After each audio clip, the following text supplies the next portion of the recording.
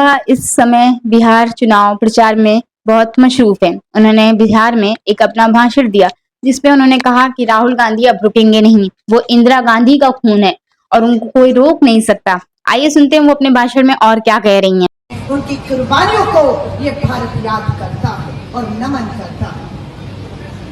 आज मुद्दा है न्याय संवाद। मेरे नेता राहुल गांधी इस समय बिहार की पवित्र धरती के पटना से दरभंगा में है। क्या चाहते हैं राहुल गांधी? हाथ में हथियार नहीं है। वो गांधी और बापू के सत्य और अहिंसा के रास्ते पे चलने वाले राहुल गांधी के हाथ में संविधान की बाबा साहब अम्बेडकर की किताब है। वो किताब बाबा साहब अम्बेडकर की, ये जो मेरी माता बहनें बैठी है, ये बाबा साहब अम्बेडकर के संविधान ने हमें बराबरी पर लाकर खड़ा कर दिया। सादी आबादी की हमें हक दिया, हमें अधिकार दिया। आज उसी संविधान के तहत राहुल गांधी जी ने तय किया कि वो दरभंगा में न्याय संवाद करेंगे। पूरे बिहार में शिक्षा न्याय संवाद होगा, रोजगार न्याय संवाद होगा, नारी न्याय संवाद होगा।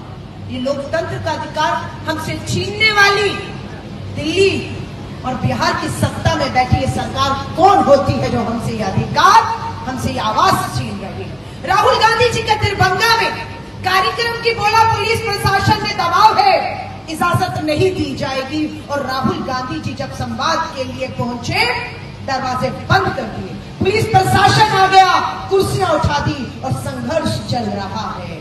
लेकिन वो राहुल गांधी है, वो राहुल गांधी है, वो आंधी है जो रुकने वाली नहीं है। ये आंधी, वो आंधी इंदिरा गांधी का खून है, उस राहुल गांधी ने। आज पाकिस्तान के आतंकियों से हम लड़ रहे हैं। पहलगांव में 26 निर्दोष लोगों को धर्म पूछकर सर पर गोली मारी गई। राहुल गांधी जी, खड़गे जी ने कहा सर्वदलीय बैठक बुलाइए। कैसे आतंकी हमारे घर, हमारी सरहद, हमारा कश्मीर, हमारे पहलगांव में घुसता है और देखते देखते निर्दोष 26 लोगों को सर पर गोली मारता है। और वो 6 आतंकी, देश जानना चाहता है कहां है आज, कहां छुपे हुए हैं वो 6 लोग। जानना चाहते हैं या नहीं जानना चाहते? और जब सर्वदलीय बैठक की मांग हुई, मजबूरी में, दबाव में सर्वदलीय बैठक सरकार ने बुलाई। लेकिन बुलाने के बाद प्रधानमंत्री नरेंद्र मोदी की हिम्मत नहीं होती कि उस सर्वदलीय बैठक में जो आतंकी हमले के बाद हुई है, सवाल उठ रहे हैं, जवाब देने आए। नहीं आते हैं। कहां आए?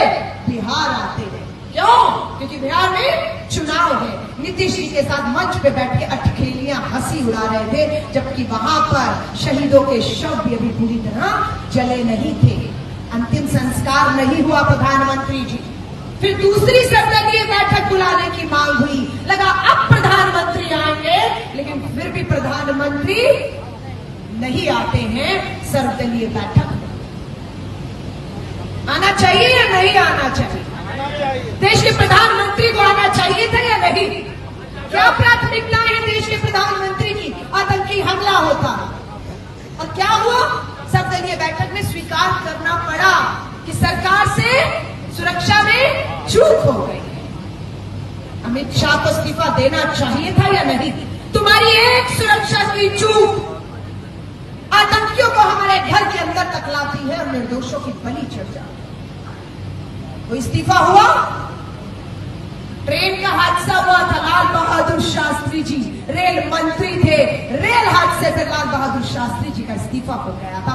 खुद उन्होंने अपने नैतिकता की जिम्मेदारी लिए इस्तीफा दिया। आज इंदिरा गांधी जी को पूरा देश याद कर रहा है। देश की पहली महिला प्रधानमंत्री, भारत रत्न प्रधानमंत्री शहीद इंदिरा गांधी को याद करते हैं, क्योंकि वही इंदिरा गांधी ने इसी आतंकी देश पाकिस्तान के 2 टुकड़े किए थे और बांग्लादेश आजाद करने वाली का नाम इंदिरा गांधी।